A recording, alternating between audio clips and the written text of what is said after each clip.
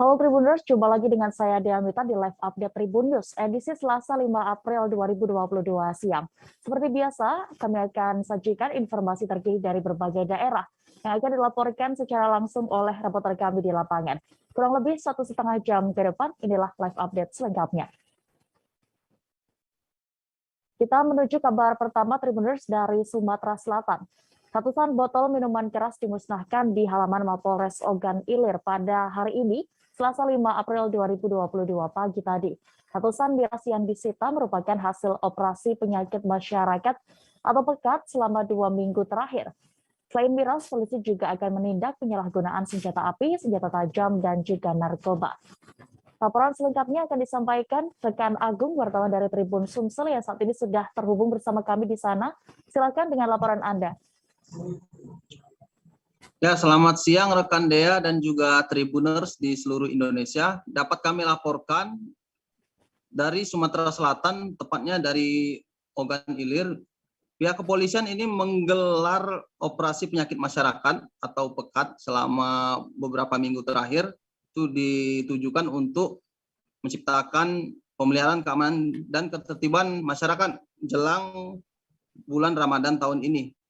Operasi pekat ini menyisir diantaranya warung-warung, toko, penjual minuman keras, dan juga petugas merazia acara hiburan organ tunggal yang diselenggarakan di desa-desa, di mana hiburan tersebut tidak mengantongi izin keramaian ini karena terkait situasi pandemi COVID-19. Dan juga hiburan organ tunggal ini sering menjadi tempat peredaran narkoba maupun minuman keras. Ketika melakukan razia di Desa Kerinjing, Kecamatan Tanjung Raja, Ogan Ilir, beberapa hari lalu, petugas gabungan Polres Ogan Ilir dan Polsek Tanjung Raja mengamankan sejumlah alat hisap sabu atau bong dari warga yang menghadiri hiburan organ tunggal tersebut. Akhirnya polisi melakukan tes urin dan didapatlah satu orang yang merupakan tuan rumah positif mengonsumsi narkoba jenis sabu. Dan juga selain alat hisap sabu, petugas mengamankan ratusan botol miras dari lokasi hiburan organ tunggal. Kegiatan razia terus dilakukan dengan menyisir warung-warung dan toko-toko di kecamatan lainnya di Ogan Ilir. Hingga saat ini hasilnya terkumpul 622 botol minuman keras berbagai merek dan ukuran dan berbagai golongan berdasarkan persentase alkoholnya begitu. Dan juga ada 18 jerigen tuak, itu masing-masing per jerigen itu kemasannya 35 liter. Jadi total minuman tuak yang diamankan polisi itu ada 630 liter. Dan tadi pagi sudah dimusnahkan di halaman Mapolres Ogan Ilir dengan cara dibuang ya di saluran pembuangan air. Dan untuk botol minuman keras itu dimusnahkan dengan cara dilindas menggunakan alat berat. Kegiatan pemusnahan ini juga disaksikan Bupati Ogan Ilir, Panca Wijaya Akbar. Pada kesempatan ini untuk menciptakan Harkam Tipmas selama Ramadan, Pemkab Ogan Ilir mengapresiasi langkah yang dilakukan Polres Ogan Ilir dalam mencegah potensi-potensi kejahatan yang ditimbulkan baik dari minuman keras maupun narkoba. Untuk penyalahgunaan narkoba sendiri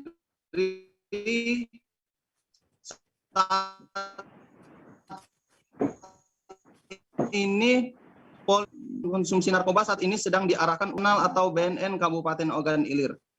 Untuk giat penyakit masyarakat atau operasi pekat ini akan terus dilakukan hingga beberapa bulan ke depan, jadi tidak hanya terbatas menjelang Ramadan saja.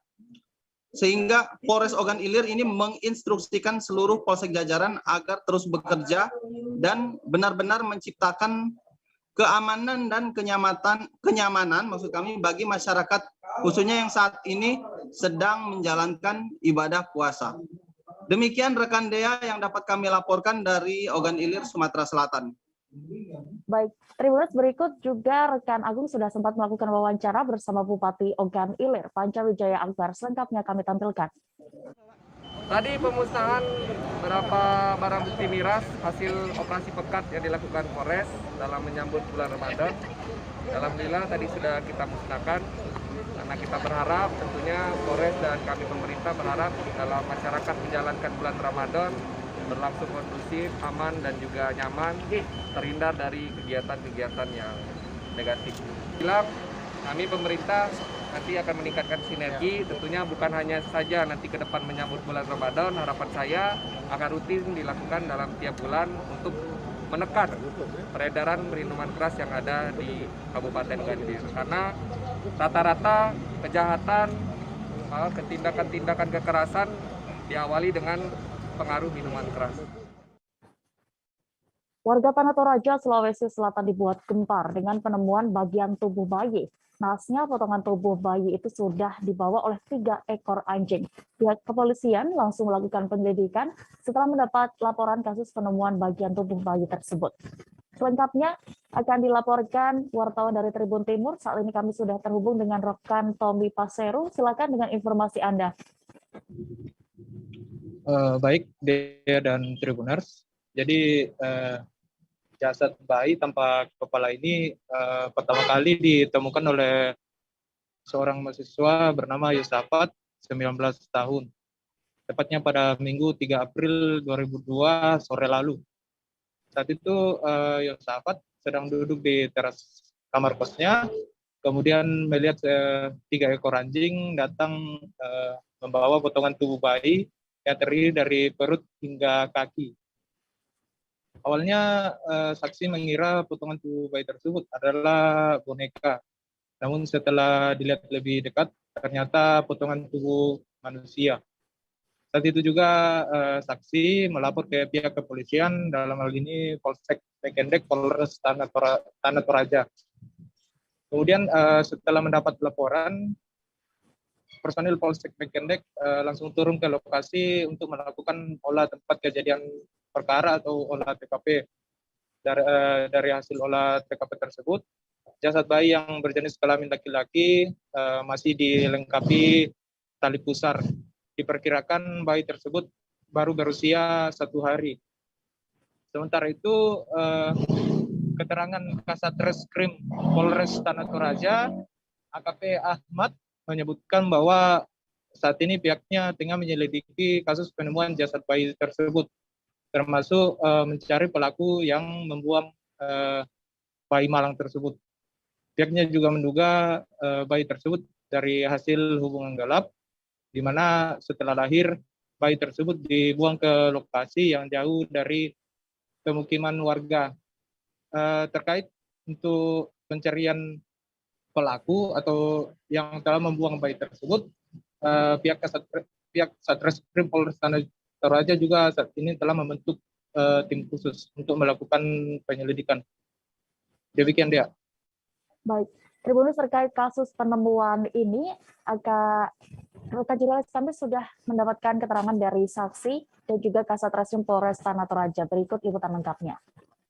Pukul 15.00 WITA bertempat di Kelurahan Rantai Kalu, Kecamatan Mengkendek, Kabupaten Tanah Toraja.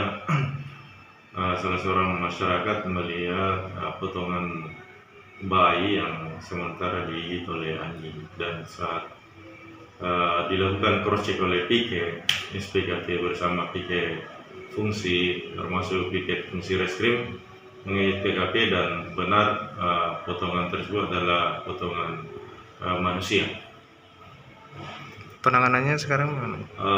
Untuk saat ini kita telah membentuk tim untuk melakukan penyelidikan terkait adanya potongan manusia yang ditemukan di Rantai Kalu, Kecamatan Mengkendek, Kabupaten Tanah Toraja. Pas ke kamar mandi belum ada itu barang.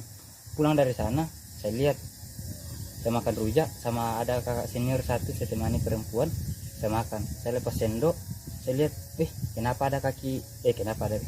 ada boneka? Saya ketawa, senyum dulu. Bang, kenapa ada kaki boneka mainan? Tapi itu kan sementara jilat anjing. Nah, tapi saya penasaran karena ada warna merah. Ya saya turun pastikan. Langsung saya teriak pas saya lihat, bilang kaki manusia. Bilang, anak-anak ini ada kaki manusia di sini, anu bayi. Langsung saya teriak, itu cewek kasan yang makan rujak, langsung pergi muntah-muntah. Langsung turun semua anak-anak di sini. Saya langsung bilang, jaga dulu, saya tutupi. Bilang jaga dulu, saya pergi ke kantor polisi. Langsung saya pergi melapor. Sudah itu ke sini sama-sama dengan polisi.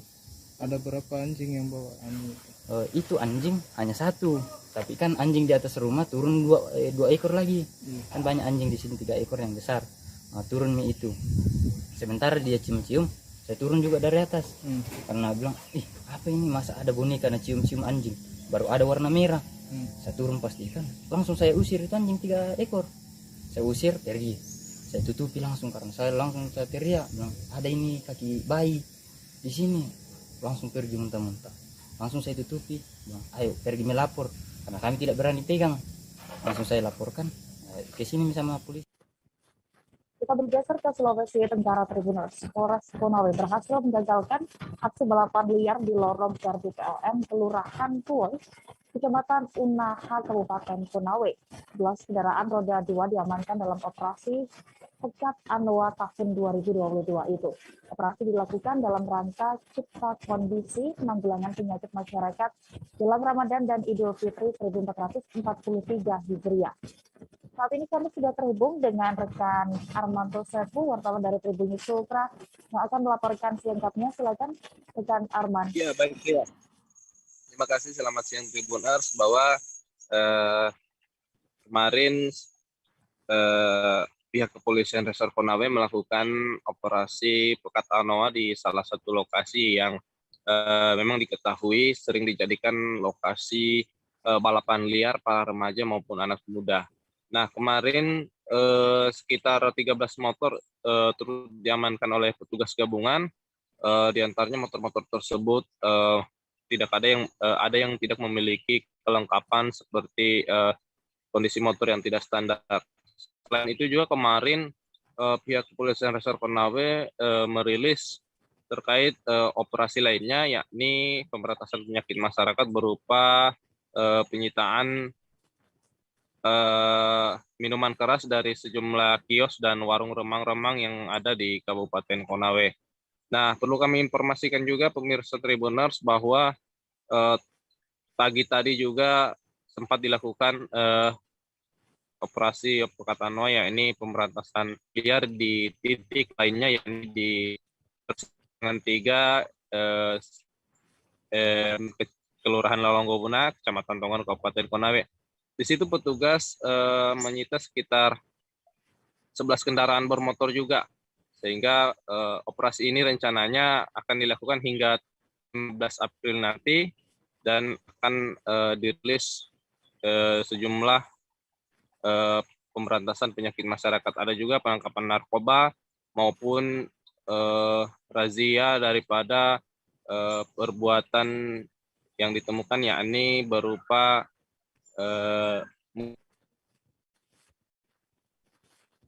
satu penginapan di Kelurahan Tuoy. Rencananya juga operasi ini akan dilakukan setiap hari di tempat-tempat yang diketahui memang sering terjadi penyakit masyarakat berupa miras, judi, dan lain-lain sebagainya. Demikian Dea, kami melaporkan dari Konawe. Baik, Tribuners, terkait operasi Pekat tahun 2022 di Sultra ini, rekan kami juga sudah melakukan wawancara bersama Kompol Jamaluddin Saho selaku Kepala Bagian Operasi Polres Konawe. Berikut liputannya. Baik, jadi begini, jadi untuk beberapa metode yang kita gunakan, melihat dari situasinya juga, kalau tren untuk bulan puasa ini memang di subuh dan menjelang buka puasa. Nah, jadi kegiatan secara bersama, baik dari Polres maupun Polsek dengan Lantas itu bekerja sama melakukan kegiatan di tempat-tempat yang dianggap rawan untuk terjadinya balap liar. Nah, untuk efek jerahnya kita sesuai dengan aturan perundang-undangan. Jadi semua kendaraan yang diamankan itu prosesnya hilang. Kemudian untuk untuk knalpotnya nanti kita amankan juga. Jadi nanti harus pakai penambah sana.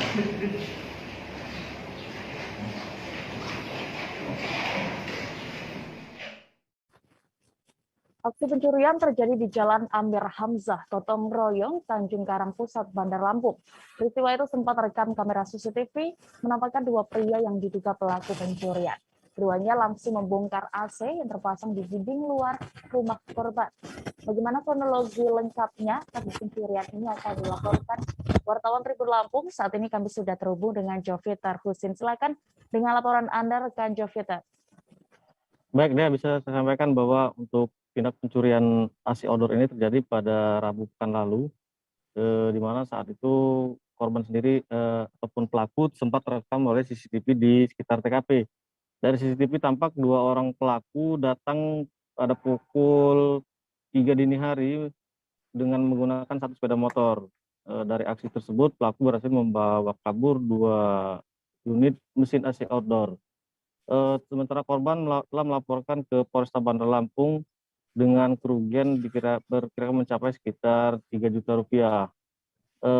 Untuk saat ini aparat kepolisian sedang mendalami atau mengidentifikasi pelaku dari rekaman CCTV di sekitar lokasi.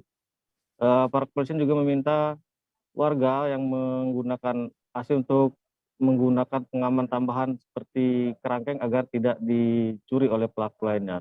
Demikian Dea. Baik, Tribuners, berikut wawancara jurnalis kami bersama Tiara selaku warga dan juga korban. Berikut lengkapnya.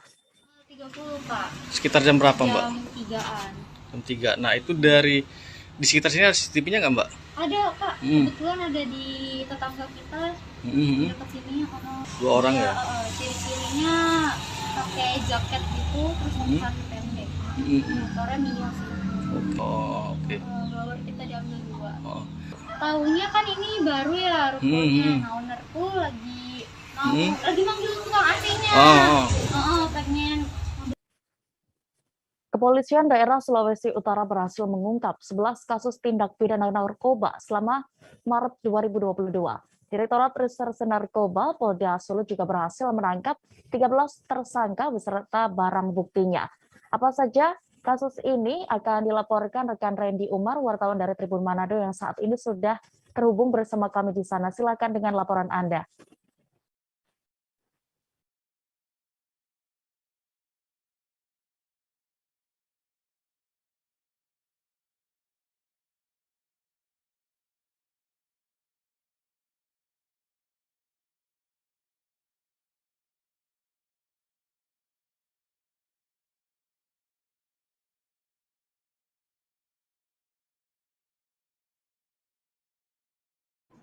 Baik, Tribuners, saat ini kami sudah terhubung dengan wartawan Tribun Manado, ada rekan Randy Umar yang akan melaporkan selengkapnya. Silakan.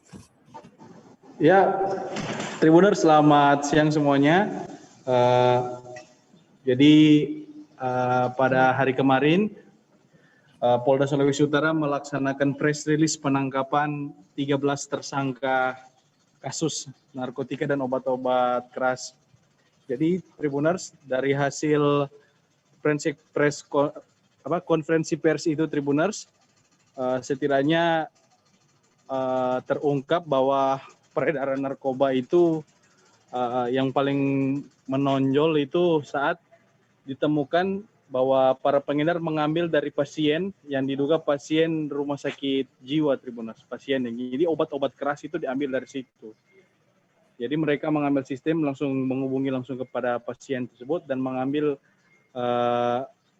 Tribuners obat keras itu. Dan juga ada beberapa dari para tersangka tertangkap tangan kedapatan dengan narkoba jenis sabu-sabu. Dan selain itu, Tribuners, untuk ancaman hukumannya menurut Kabis Humas Polda Sulut bahwa ancaman hukuman dari para pelaku ini bermacam-macam, ada ancaman hukuman 5 tahun, 10 tahun sampai 20 tahun penjara. Dan untuk denda juga bervariasi, Tribuners. Yang paling tinggi itu ada yang mencapai 1,5 miliar. Jadi para tersangka ini terancam, dari antara mereka ini akan terancam dengan hukuman penjara sekitaran 5, 10 sampai 20 tahun dan ancaman denda paling tinggi itu 1 miliar. Nah, sejauh ini Polda Sulawesi Utara menjelaskan bahwa mereka tidak akan pernah berhenti untuk mengungkap atau menangkap para pelaku-pelaku narkoba atau kasus-kasus narkoba di Sulawesi Utara. Dan mereka pun menghimbau kepada masyarakat di Sulawesi Utara ini untuk stop untuk tentang peredaran narkoba ini, karena mereka dengan tegas akan gencar untuk melakukan penelusuran terhadap para pelaku narkotika ini. Demikian dulu informasinya dari Manado. Baik, terima kasih rekan Randy Umar untuk laporan Anda dari Manado. Selamat bertugas kembali. Sultan Pontianak membantah dipanggil KPK sebagai saksi, maksud kami, kasus suap Bupati Penajam Pasar Utara. Selengkapnya seusai jeda berikut, hanya di live update Tribun News. Oke, apa kabar Bang Arif di sini untuk strateginya? Kalau saya sendiri di Jumip 37 ini yang semalam baru mulai, saya udah sebenarnya aku nggak ngerasa itu penangkapan atau penggerebegan atau apapun itu. Karena gini loh, posisinya kriteria. Jadi kita mengenal disebut dengan stroke yang tidak berdarah dengan stroke yang berdarah. Stroke yang tidak berdarah itu biasanya ditandai dengan adanya penyumbatan. Kalau itu terjadi di sini mungkin pikirnya tidak ke situ kali ya. Tapi kalau di Korea atau di Kamboja itu ada beberapa paper yang saya itu Mas, ya, dulunya tukang koran. Oh gitu ya. Tukang koran. Ya, saya baca itu Pak. Tuh kan pernah baca kan? Ya. Jadi kalau saya jadi tanggam itu udah bersyukur banget. Si anak ini dijadikan sebagai tersangka begitu.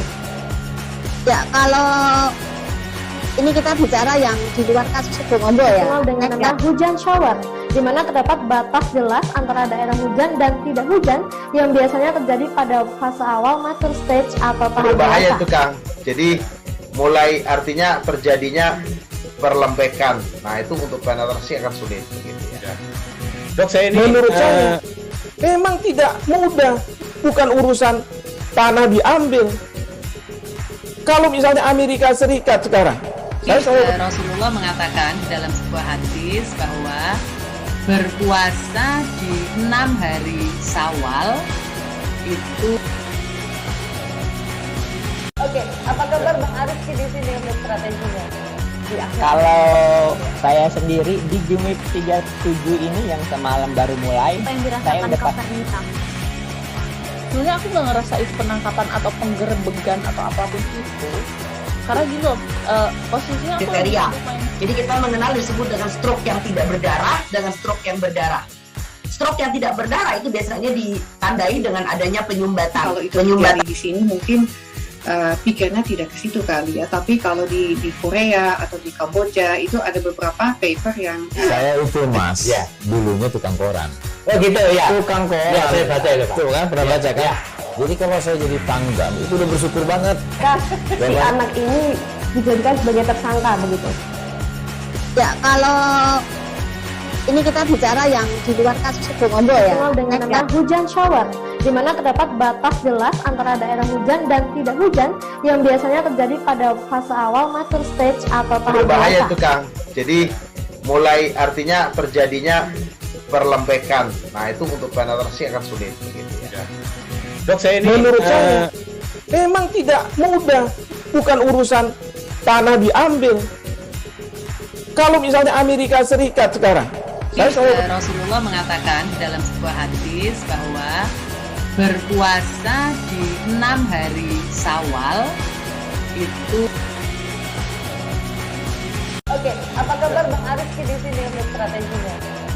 Kalau saya sendiri di Jumip 37 ini yang semalam baru mulai, saya udah Terima kasih Anda masih menyaksikan live update Tribun News. Kita menuju kabar berikutnya. Kini setahun sudah berlalu pasca banjir bandang dan longsor menerjang Kecamatan Ile Ape, Kabupaten Lembata. Secara umum progres pengerjaan rumah relokasi di Lembata bagi para korban sudah 94%. Korban bencana pun mulai menempati perumahan relokasi tersebut. Bagaimana penampakannya dan juga situasi di sana saat ini akan dilaporkan jurnalis dari Tribun Flores, ada rekan Riko Wawo yang akan melaporkan dari sana. Silakan rekan Riko. Baik dia, selamat siang Tribuners. Dapat saya laporkan dari Lembata, genap setahun, tepatnya 4 April 2022, warga mengenang kembali peristiwa banjir dan longsor akibat badai Seroja pada tanggal 4 April 2001 tahun yang lalu. Dan genap setahun pula warga mulai memasuki rumah-rumah relokasi bantuan dari pemerintah pusat. Ada 700 unit rumah yang dibangun di Lembata di 3 kompleks, dibagi di 3 kompleks, yakni di lahan relokasi Waesesa, di lahan relokasi Podu, dan Tanah Merah. Disaksikan Poskupang, disaksikan Tribun Flores beberapa hari yang lalu, warga sudah mulai memasuki unit-unit rumah. Mereka juga sudah diberikan kunci dan mulai membersihkan rumah yang akan ditempati. Tampak juga anak-anak kecil dan banyak warga juga sudah mulai bermain-main di pelataran-pelataran kompleks perumahan relokasi. Selama belum ada bantuan perumahan dari pemerintah, masyarakat atau warga penyintas yang kehilangan rumahnya tinggal di rumah-rumah keluarga atau tinggal di pondok, di kebun-kebun mereka. Dan mereka sangat berharap bantuan pemerintah pusat berupa rumah relokasi ini dapat segera selesai dan mereka bisa segera menempati rumah-rumah tersebut. Demikian dia. Baik, Tribuners, terkait ini juga jurnalis kami sudah melakukan wawancara bersama warga desa Tanjung Batu. Jamila Benga, berikut liputan lengkapnya. Di bawah sana ada oring-oring sana itu di jalan itu kah? Oh iya. Itu ya begitulah. Senang dapat rumah. Senang ya kalau begitulah Tuhan kasih kita yang ada tuh dia. Mungkin mau apa? Kemarin yang bencana itu rumahnya habis atau? Ya begitulah mah, rumah habis. Ya dapat 1-2 bisa ambil, kalau tidaklah. Gitu. Ini bagaimana perasaannya sekarang? Ya alhamdulillah, rasa senang ya. Sedih juga ada ya juga. Sedih juga ada. Itulah. Mau ucap apa untuk pemerintah? Ya terima kasih banyak-banyak demi orang kita bisa ada rumah ini.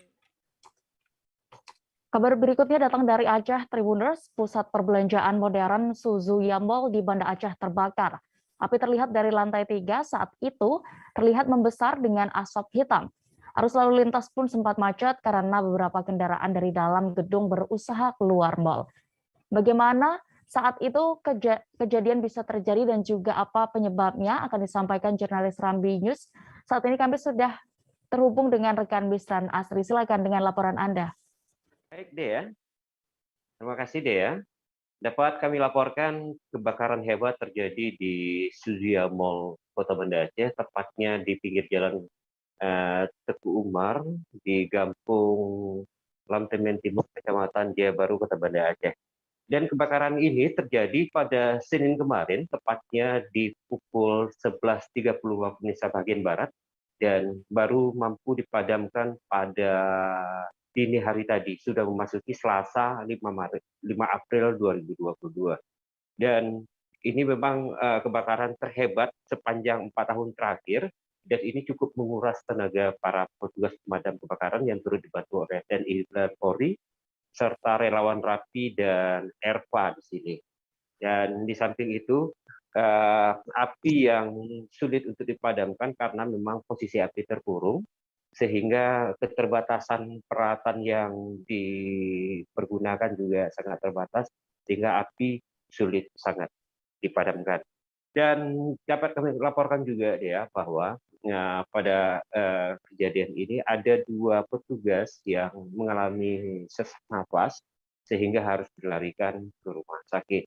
Dan kebakaran ini juga belum diketahui penyebab pasti apa yang menjadi kebakaran ini begitu membesar dan sulit untuk dipadamkan. Begitu Dea.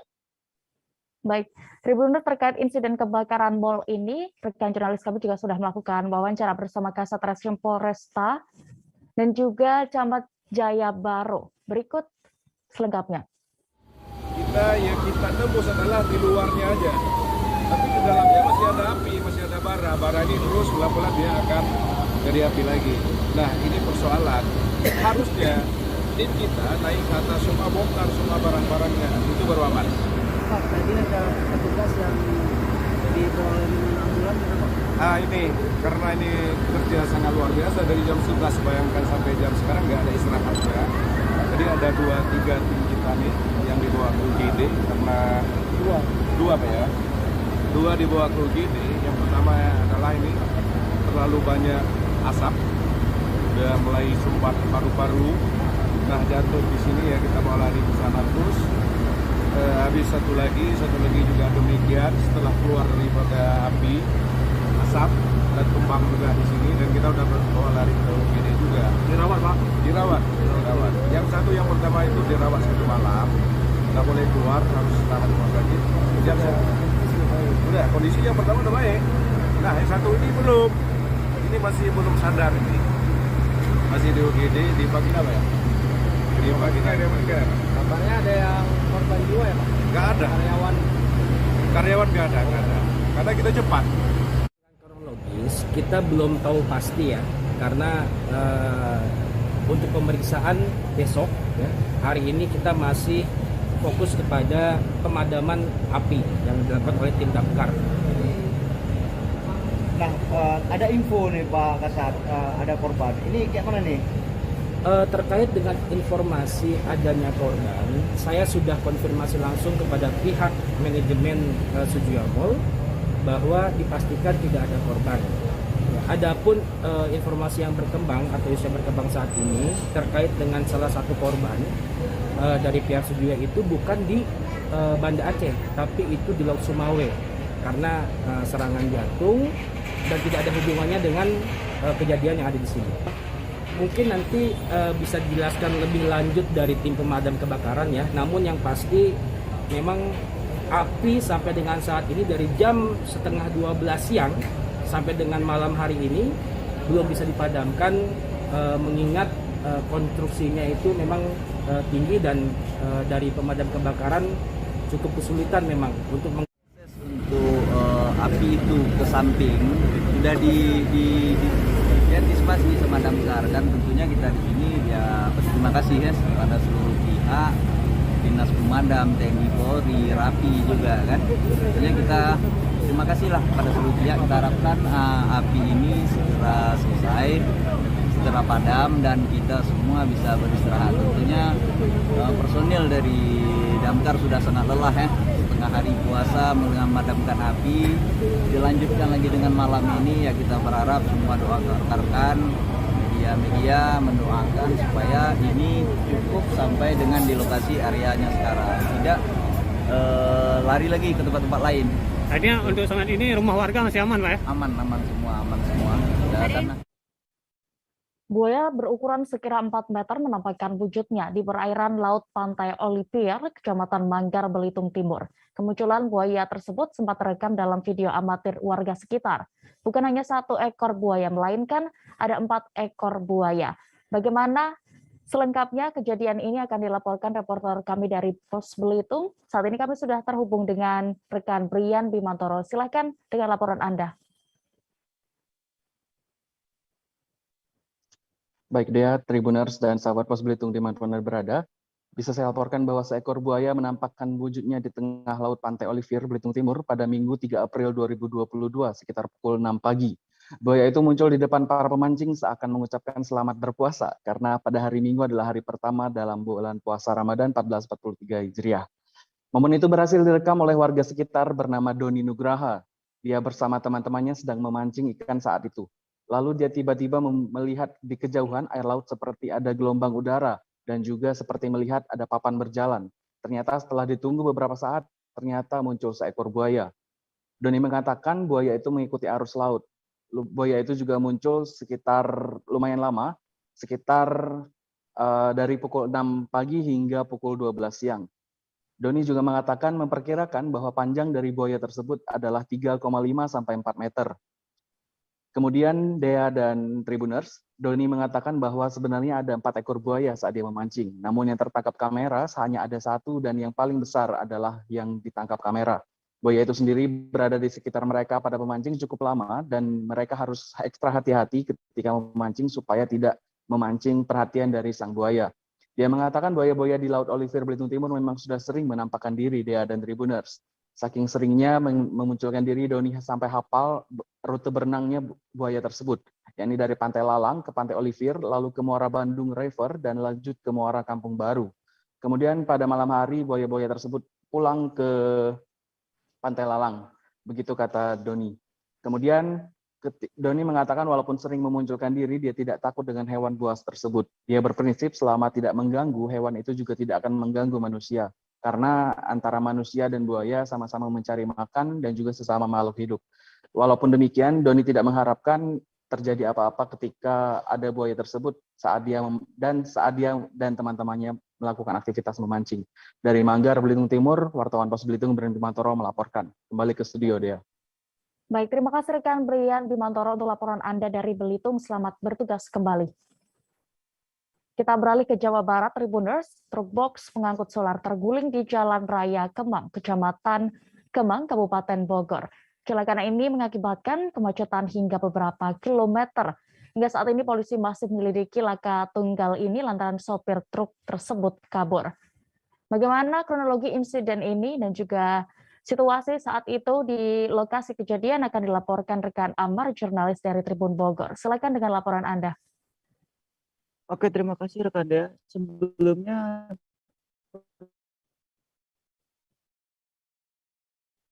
perlu diketahui kejadian truk 2020 kerusakan yang dialami oleh truk box itu cukup parah pada bagian boxnya hingga terlihat bagian dalam dari box itu yang mengangkut 2 drum solar. Nah, untuk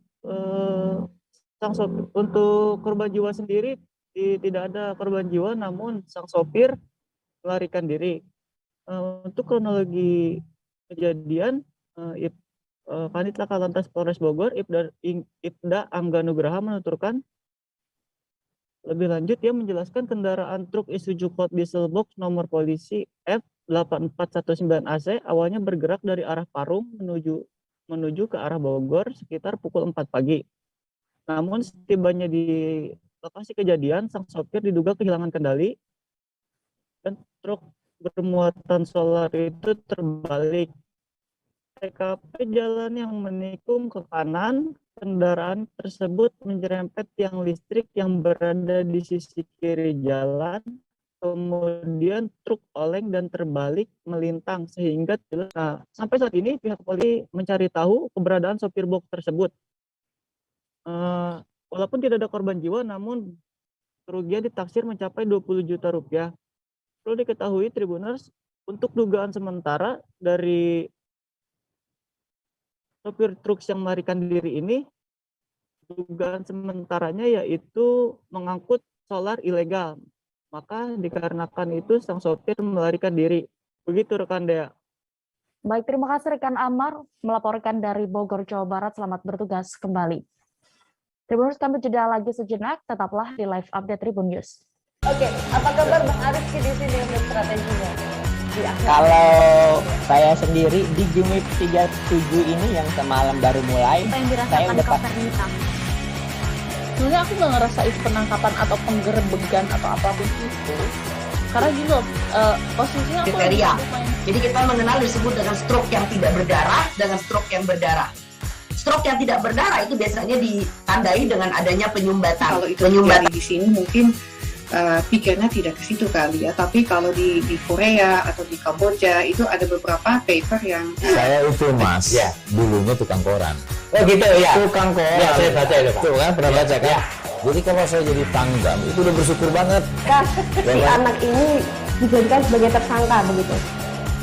Ya kalau ini kita bicara yang di luar kasus Sebongombo ya. Dengan nama hujan shower, di mana terdapat batas jelas antara daerah hujan dan tidak hujan yang biasanya terjadi pada fase awal mature stage atau tahap berbahaya itu Kang. Jadi mulai artinya terjadinya perlembekan. Nah itu untuk penetrasi akan sulit. Gitu ya.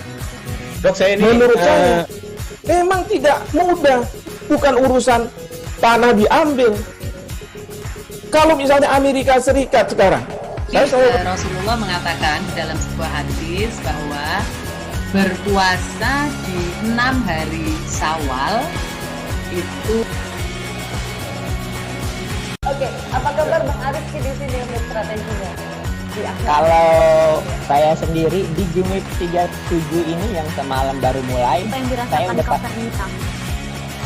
sebenarnya aku nggak ngerasa itu penangkapan atau penggerebegan atau apapun itu. Karena gini loh, posisinya aku kriteria. Jadi kita mengenal disebut dengan stroke yang tidak berdarah dengan stroke yang berdarah. Stroke yang tidak berdarah itu biasanya ditandai dengan adanya penyumbatan. Kalau itu terjadi di sini mungkin pikirnya tidak ke situ kali ya, tapi kalau di Korea atau di Kamboja itu ada beberapa paper yang Saya itu mas, dulunya tukang koran. Oh gitu ya. Tukang koran. Ya, saya baca itu Pak. Tuh kan pernah baca kan? Jadi kalau saya jadi Pangdam itu udah bersyukur banget. Si anak ini dijadikan sebagai tersangka begitu. Ya, kalau ini kita bicara yang di luar kasus Sebongombo ya. Dikenal dengan nama hujan shower, di mana terdapat batas jelas antara daerah hujan dan tidak hujan yang biasanya terjadi pada fase awal mature stage atau tahap Berbahaya dewasa. itu Kang. Jadi mulai artinya terjadinya perlembekan. Nah itu untuk penetrasi akan sulit begitu ya. Dok, saya ini menurut saya memang tidak mudah, bukan urusan tanah diambil. Kalau misalnya Amerika Serikat sekarang, Rasulullah mengatakan dalam sebuah hadis bahwa berpuasa di 6 hari Syawal itu. Oke, apa kabar Bang Arif di sini untuk strateginya?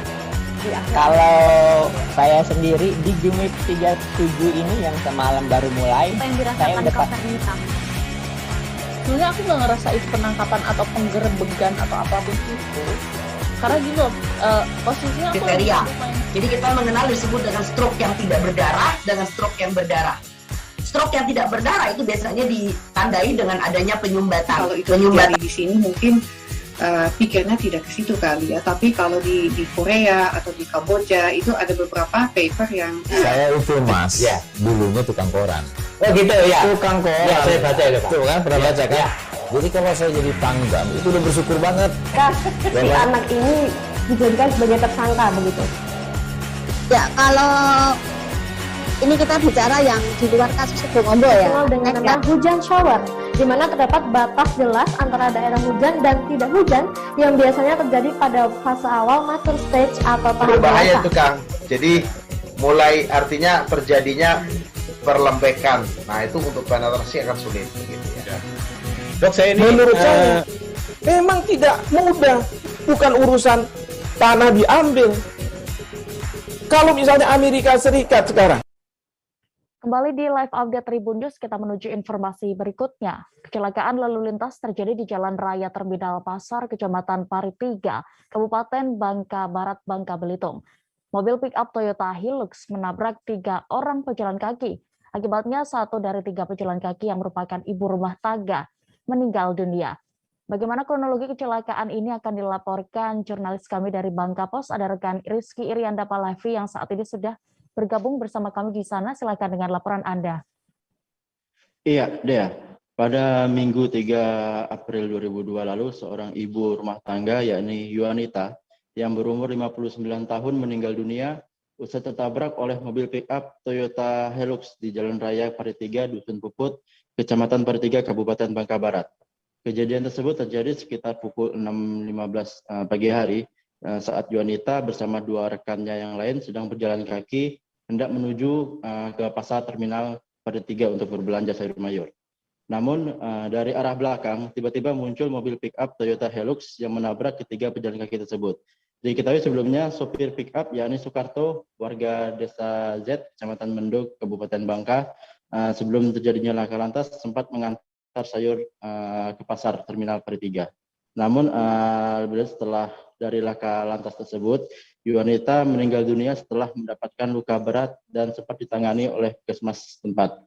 Sedangkan untuk 2 korban lainnya, yakni Kim Tiong yang berumur 64 tahun dan Sandi 58 tahun yang juga warga Jalan Kelenteng Bakti, Desa Puput, juga mengalami sejumlah luka-luka di sekujur tubuhnya, bahkan harus dirujuk ke RSBT Pangkal Pinang dikarenakan mengalami luka khususnya di bagian kepala. Kapolsek Jebus Kompol Galih Widyo Nugroho saat dikonfirmasi terkait penyebab sopir menabrak jalan kaki mengatakan dikarenakan ada kelalaian dari sopir. Selain itu juga Kompol Galih Widyo Nugroho juga mengatakan sebelumnya terjadi laka lantas sopir juga berkendara dalam kecepatan tinggi.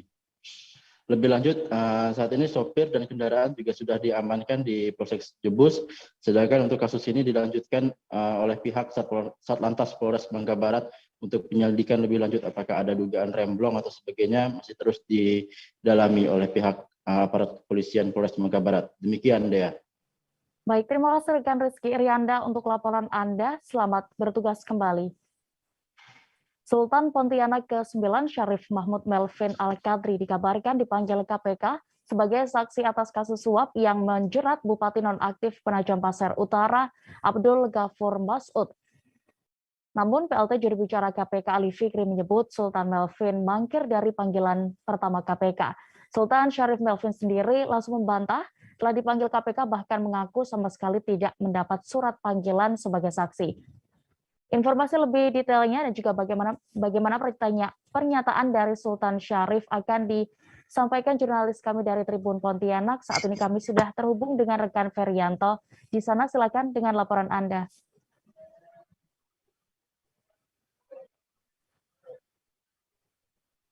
Halo, selamat siang ya. Baik, rekan Ferry, silakan dengan laporan Anda terkait kasus ini. Ya, terima kasih. Ya, untuk kemarin sendiri, ada tulis ya, tanggal 4 April 2022.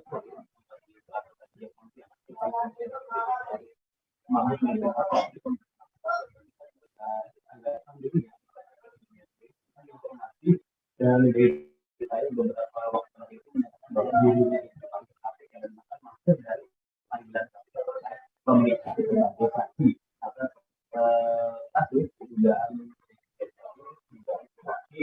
Bupati Penajam Pasir Utara. Pada kemarin yang sendiri secara pribadi dan tidak keluarga sampai saat itu tidak dan dari kita sudah yang sendiri bingung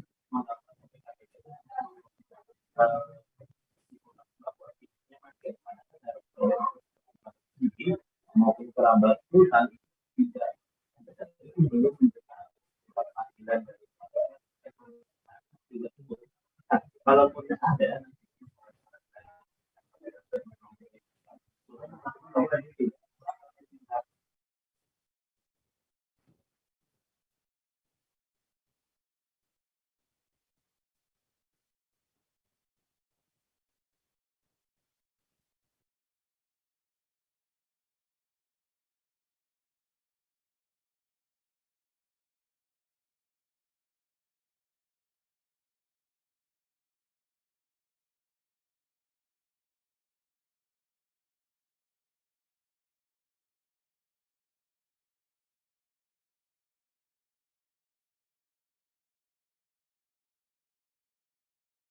Terus untuk lebih detailnya akan kami tampilkan keterangan dari Sultan Pontianak terkait kasus ini selengkapnya. Menanggapi berbagai macam pemberitaan yang mulai masif diwartakan oleh mass media nasional dan di Kalimantan Barat mengenai pemanggilan saya sebagai saksi yang akan dimintai keterangan oleh Komisi Pemberantasan Korupsi atau KPK terkait Bupati Kabupaten Penajam Pasir Utara Provinsi Kalimantan Timur nonaktif Abdul Ghafur Mas'ud selama beberapa waktu terakhir. Saya akan membacakan pernyataan klarifikasi saya. Yang pertama, sampai hari ini tanggal 4 April 2022 tidak ada surat dan tidak pernah ada panggilan sebagai saksi dari KPK RI yang saya terima. 2. Sebagai warga negara yang taat hukum, saya sebagai warga negara yang taat hukum apabila ada pemanggilan sebagai saksi dari KPK, saya siap menyampaikan keterangan sesuai prosedur yang benar dan jujur. 3. Mendukung langkah penegak hukum oleh KPK dalam upaya pemberantasan korupsi. Terima kasih, itu saja yang bisa saya sampaikan. Billahi taufiq wal hidayah. Wassalamualaikum warahmatullahi wabarakatuh. Kita beralih ke Jawa Barat, Tribuners. Sidang dugaan penyebaran berita bohong terdakwa Habib Bahar bin Smith digelar di Pengadilan Negeri Bandung pada hari ini Selasa 5 April 2022. Habib Bahar bin Smith dihadirkan secara langsung dalam sidang tersebut. Bahar datang menggunakan mobil Kejaksaan Negeri Kabupaten Bandung mengenakan pakaian serba putih. Bagaimana jalannya sidang kali ini akan dilaporkan reporter dari Tribun Jabar. Saat ini kami sudah terhubung dengan rekan Nasbi Abdurrahman. Silakan dengan laporan Anda. Ya, selamat sore, Dea dan Tribuners. Pagi tadi Habib Bahar menjalani sidang secara offline di Pengadilan Negeri Bandung. Habib Bahar dihadirkan secara langsung di ruang sidang untuk pertama kalinya setelah pekan lalu sidang digelar secara online, namun Bahar menolak keluar dan meminta agar sidang digelar secara offline. Dan agenda sidang pagi tadi yaitu pembacaan dakwaan dari Jaksa Penuntut Umum. Bahar sendiri didakwa menyebarkan berita bohong saat ceramah di Marga Asih, Kabupaten Bandung. JPU menyebut jika Bahar menyebarkan berita bohong soal ditangkapnya Rizik Syihab. Kemudian Bahar juga didakwa menyebarkan berita bohong tentang soal peristiwa tewasnya 6 laskar FPI di kilometer 50. Semua itu disampaikan Bahar saat ceramah di Marga Asih. Kemudian JPU menyebut jika Bahar saat ceramah juga menyebutkan 6 laskar FPI itu disiksa, kemudian dibantai, dikuliti, dicopot kukunya dan dibakar. Padahal kata JPU berdasarkan hasil visum, ke-6 laskar FPI itu tewas karena luka tembak. Kemudian untuk Rizik Syihab sendiri ditangkap karena melanggar prokes. Atas dakwaan itu, Habib Bahar dan kuasa hukumnya akan melakukan eksepsi atau pembelaan atas dakwaan yang dibacakan oleh jaksa. Bahar dan kuasa hukumnya diberikan waktu 1 minggu oleh majelis hakim untuk menyusun eksepsinya. Demikian deh. Baik, Tribunal terkait ini juga jurnalis kami sudah melakukan wawancara bersama kuasa hukum Bahar, Ihwan Tuan Kota. Selengkapnya kami tampilkan. Jadi kita tadi sudah mendengarkan dakwaan ya dari Jaksa Penuntut Umum. Insya Allah kita akan mengajukan eksepsi keberatan terhadap dakwaan Jaksa Penuntut Umum minggu depan. Soal materinya, terus terang karena berkaitan dengan Undang-Undang Nomor 1 Tahun 1946 kaitan dengan berita bohong, nanti kita seputar itu yang akan kita sampaikan, ya, berita bohong itu. Karena ini undang-undang sudah lama di zaman rezim Soekarno, kok diangkat kembali kaitan dengan arah ke sana. Tapi kalau kita cermati ada 2 hal tadi yang disampaikan oleh Jaksa Penuntut Umum kaitan dengan Maulid Nabi, ya, tentang Habib Rizik Syihab. Juga kaitan dengan KM 50 tentang copot kuku, kemudian pembakaran kelamin, dan kaitan dengan pembantaian. Itu yang kita rekam. Maka nanti eksepsi kami tidak jauh seputar itu materinya. Itu intinya. Ada yang lain? Cukup. Terima kasih. Tersangka kasus dugaan korupsi bantuan sosial kebakaran di Bima, Nusa Tenggara Barat tahun 2020 lalu bertambah. Kejaksaan Negeri Raba Bima menetapkan 3 tersangka. 2 diantaranya adalah pegawai negeri sipil dan 1 pendamping tenaga sosial. Bagaimana kasus ini bermula dan juga kabar terkininya akan dilaporkan rekan reporter dari Tribun Lombok, ada Atina. Silakan dengan laporan Anda. Baik, rekan Dea, terima kasih. Selamat sore, Tribuners. Baik, untuk kasus korupsi, dugaan korupsi dari dana bantuan sosial dari Kementerian Sosial Republik Indonesia untuk ratusan, maksud kami untuk ratusan korban kebakaran yang ada di wilayah Kabupaten Bima hingga saat ini masih terus diselidiki oleh pihak Kejaksaan Tinggi Negeri Bima. Hingga saat ini sudah ada 3 tersangka yang sudah diawali penetapan tersangka pada Januari 2021 lalu, yang diawali oleh pendamping dari penerima bantuan yang diduga melakukan pemotongan dana bantuan ini setelah pencairan dilakukan di tingkat bank. Kemudian ada tersangka kedua yang merupakan mantan kabid yang ternyata sekarang ini sudah pensiun dan ditetapkan sebagai tersangka pada saat itu menjabat sebagai kabid di salah satu dinas sosial Kabupaten Bima. Dan baru-baru ini tersangka terbaru yang ditetapkan oleh pihak Kejaksaan Negeri Bima yaitu mantan Kepala Dinas Sosial Kabupaten Bima yang berinisial S alias AS yang kini menjabat sebagai asisten 1 pemerintah Kabupaten Bima. Hingga saat ini yang bersangkutan yang menjabat sebagai asisten 1 ini masih aktif bekerja karena pihak pemerintah kabupaten yang baru saja kami konfirmasi mengatakan hingga saat ini belum menerima salinan penetapan tersangka atas AS sehingga belum ada tindakan yang bisa dilakukan oleh pemerintah, baik itu pencopotan jabatan maupun pemberhentian. Dan pihak pemerintah Kabupaten Bima juga menyampaikan bahwa pemberhentian dari AS dari jabatannya jika sudah mendapatkan salinan dan akan dipecat sebagai ASN jika nanti sudah ada putusan ingkrah dari pengadilan jika ia terbukti bersalah. Kasus dari Bansos ini sendiri terkuak ketika ada sejumlah penerima bantuan mengaku bantuan yang diterimanya dipotong oleh pendamping yang seharusnya mereka yang mengalami rusak berat pada rumahnya akibat kebakaran yang terjadi sejak tahun 2020 hingga Juli 2021 itu dipotong secara variatif mulai dari 1.500.000 hingga 500.000.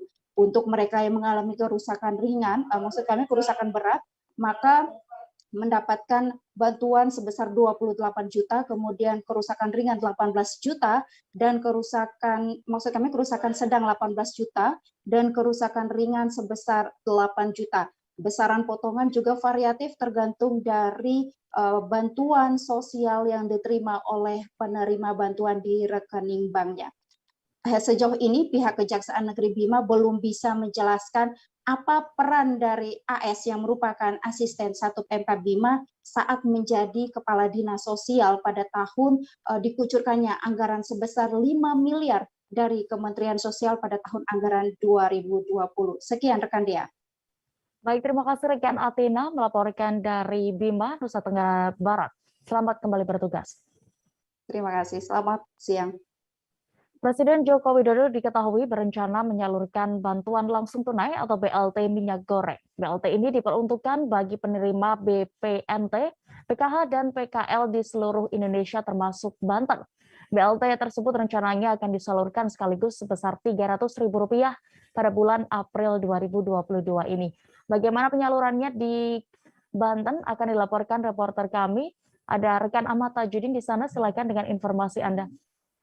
Baik rekan Dea dan Tribuners, perlu diketahui bahwa Presiden RI Joko Widodo berencana menyalurkan bantuan langsung tunai atau BLT minyak goreng untuk masyarakat Indonesia, di mana bantuan tersebut berupa uang tunai sebesar Rp100.000 per bulan yang dimulai dari bulan April, Mei hingga Juni.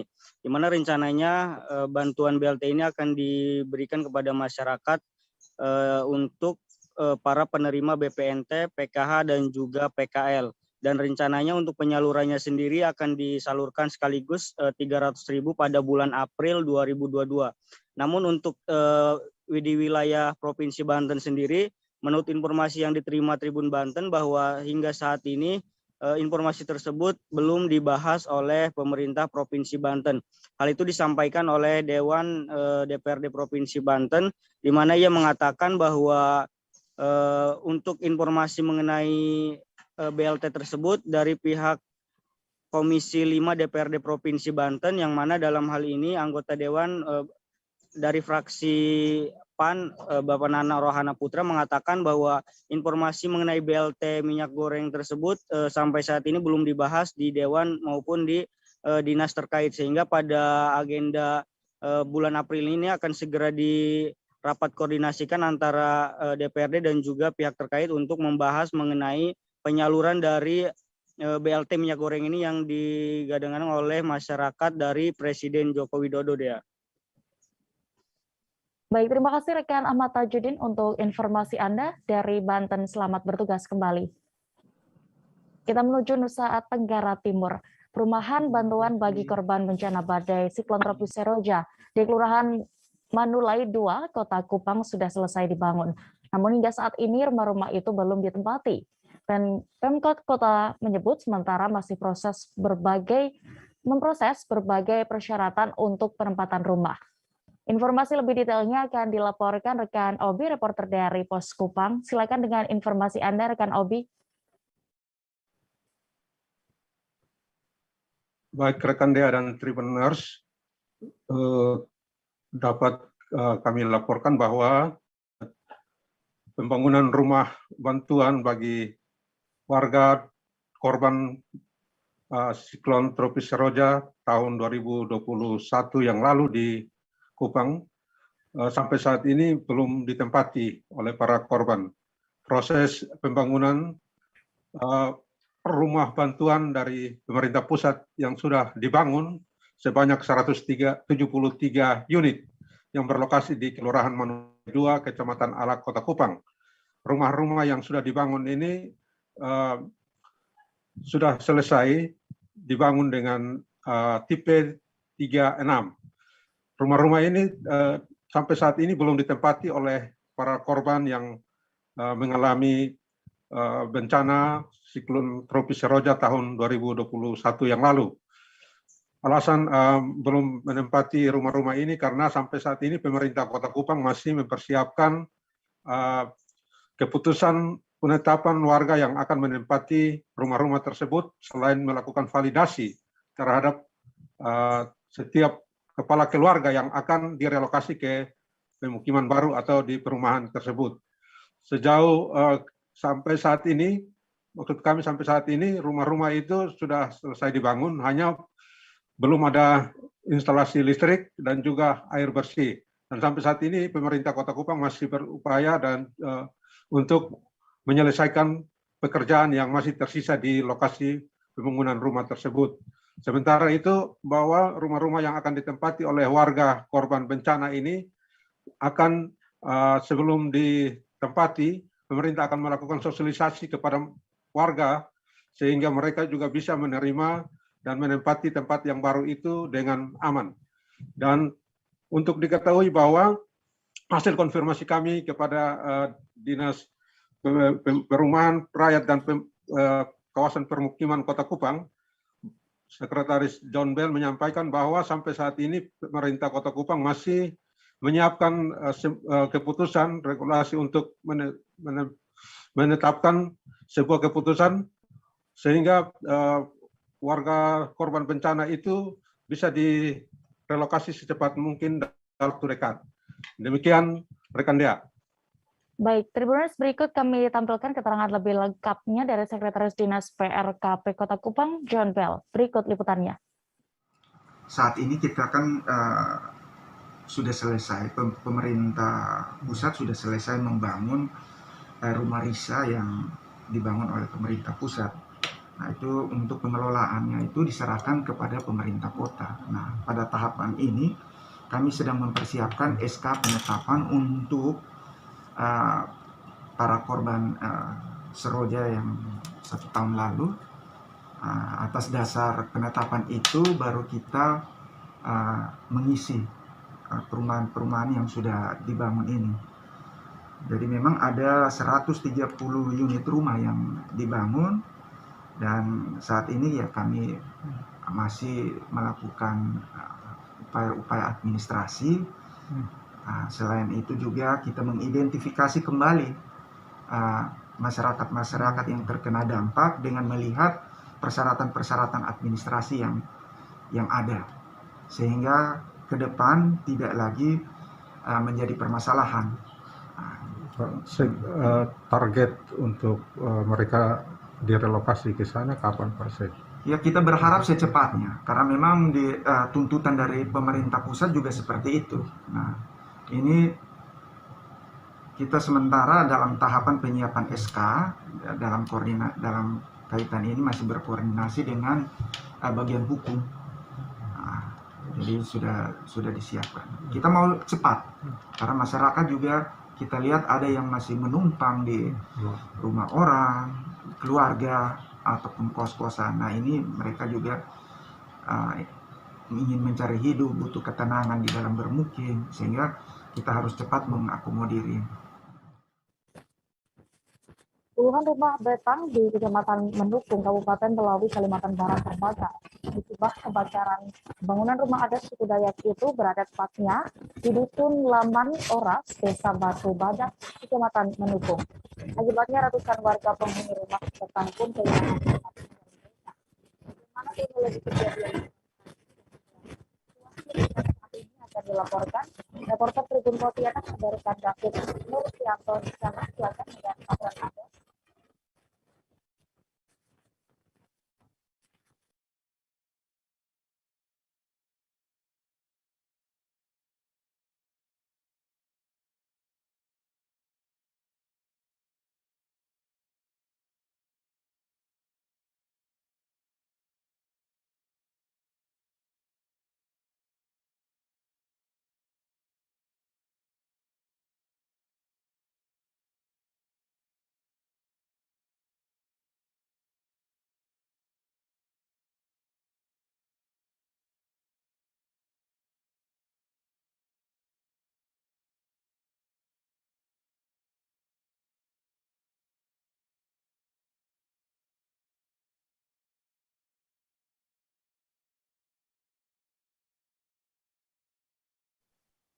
Baik Tribuners, saat ini kami sudah terhubung dengan reporter Tribun Pontianak, ada rekan David Nurfianto. Silakan dengan laporan Anda. Terima kasih rekan Dea. Sini kami melaporkan mengenai kebakaran rumah adat Laman Betang yang terletak di Dusun Laman Noras, Desa Batu Badak, Kecamatan Mendukung, Kabupaten Melawi. Peristiwa kebakaran terjadi pada Minggu 3 April 2022 dan diperkirakan kebakaran sekitar pukul 14.30 waktu Indonesia bagian Barat. Setidaknya ada 28 pintu yang terbakar yang mengakibatkan 27 kakak dari 60 jiwa yang menjadi korban dari kebakaran tersebut. Berdasarkan keterangan dari Kepala Desa Batu Badak, Damianus Enos, bahwa kejadian tersebut di saat seluruh warga tidak berada di dalam rumah, melainkan seluruh warga sedang bekerja.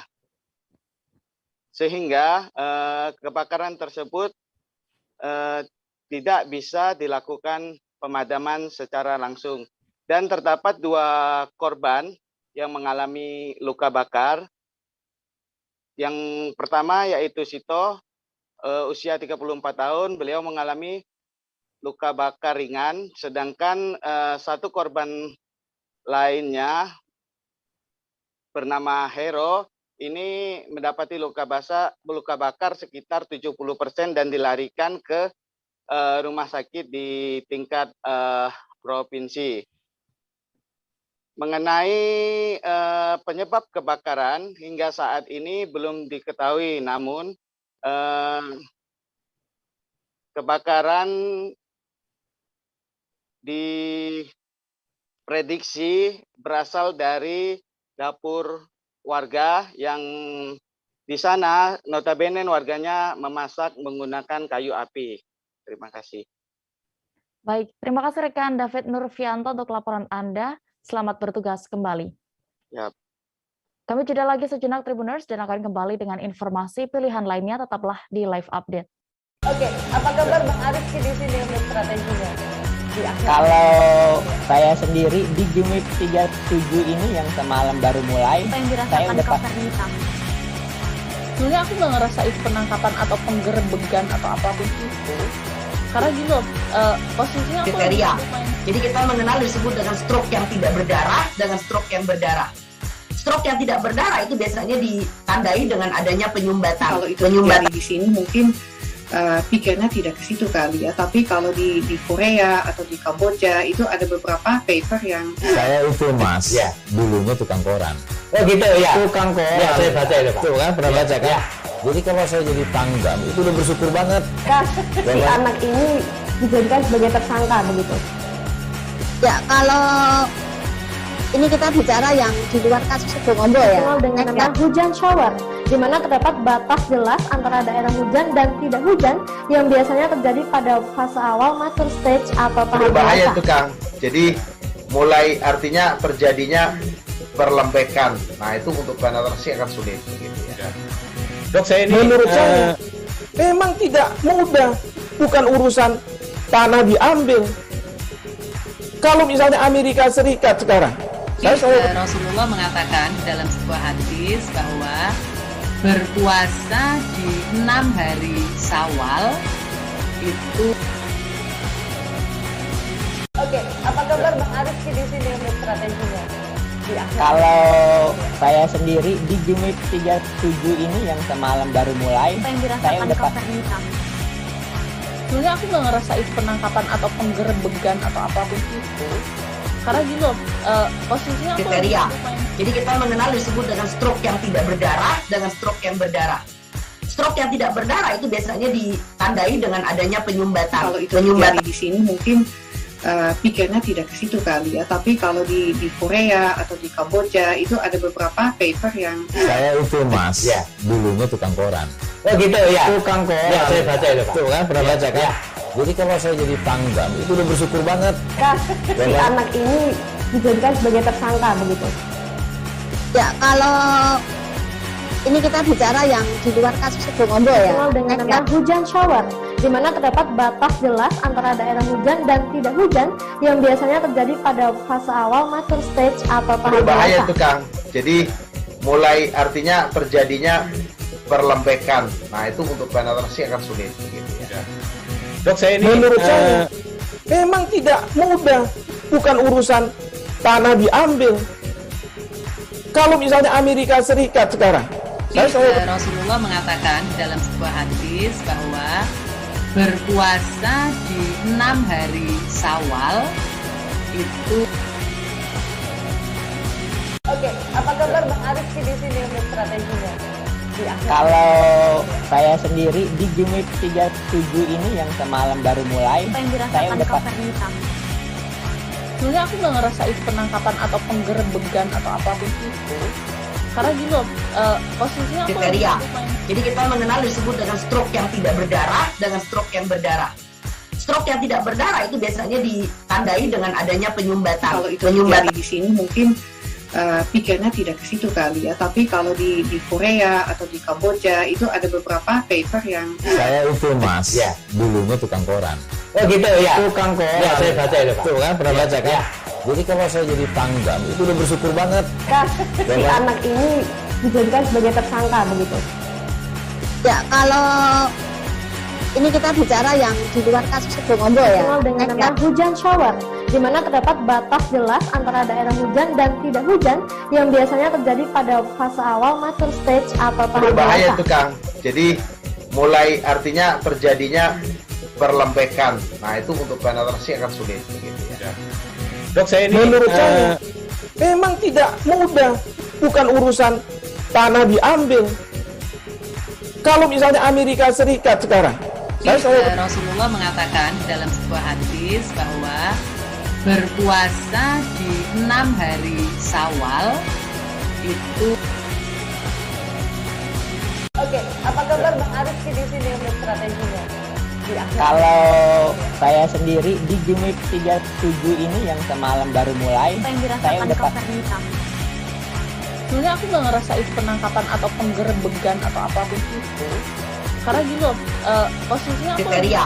Jadi kita mengenal disebut dengan stroke yang tidak berdarah dengan stroke yang berdarah. Stroke yang tidak berdarah itu biasanya ditandai dengan adanya penyumbatan. Kalau itu terjadi di sini mungkin pikirnya tidak ke situ kali ya. Tapi kalau di Korea atau di Kamboja itu ada beberapa paper yang Saya itu Mas, dulunya tukang koran. Oh gitu ya. Tukang koran. Ya, saya baca itu Pak. Tuh kan, pernah baca kan? Jadi kalau saya jadi tanggam, itu udah bersyukur banget. Si anak ini dijadikan sebagai tersangka begitu. Ya, kalau ini kita bicara yang di luar kasus Bongombo ya. Dikenal dengan nama hujan shower, di mana terdapat batas jelas antara daerah hujan dan tidak hujan yang biasanya terjadi pada fase awal mature stage atau tahap Berbahaya dewasa. itu Kang. Jadi mulai artinya terjadinya perlembekan. Nah itu untuk penetrasi akan sulit. Gitu ya. Dok, saya ini menurut saya memang tidak mudah, bukan urusan tanah diambil.